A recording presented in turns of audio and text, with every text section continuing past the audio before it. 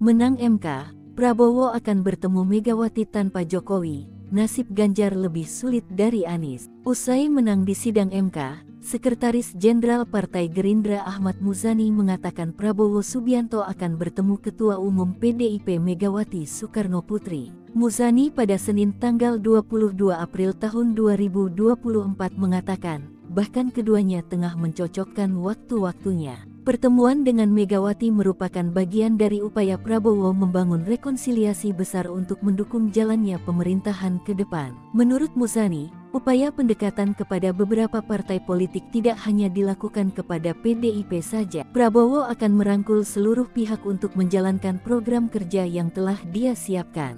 Karenanya, Prabowo sudah mengirimkan beberapa orang kepercayaan untuk bertemu dengan partai di luar koalisi Indonesia Maju (KIM) sejak sebelum putusan MK dibacakan hari ini. Namun pertemuan Megawati akan berlangsung tanpa Jokowi. Hal ini diisyaratkan Sekjen PDIP Hasto Kristianto seperti dilansir dari Kompas.com. Sebab Megawati tak pernah ada masalah dengan Prabowo, tetapi dengan Jokowi dan Gibran. Pertemuan Megawati dan Prabowo akan menentukan nasib Ganjar Pranowo dan juga Anies Baswedan.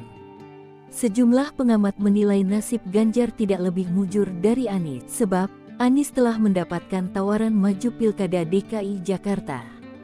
Sementara Ganjar diprediksi akan seperti layangan putus yang tak tentu arah. Dilansir dari tribunjakarta.com, pengamat politik dari Universitas Nasional, Selamat Ginting, pada Selasa tanggal 19 Maret tahun 2024 lalu mengatakan, Ganjar tak bisa kembali maju di Pilkada Jawa Tengah karena sudah 2 periode menjabat. Jika kemudian dimajukan di Pilkada DKI, Ganjar tak akan bisa mengalahkan Anies jika sama-sama maju di Pilkada Jakarta.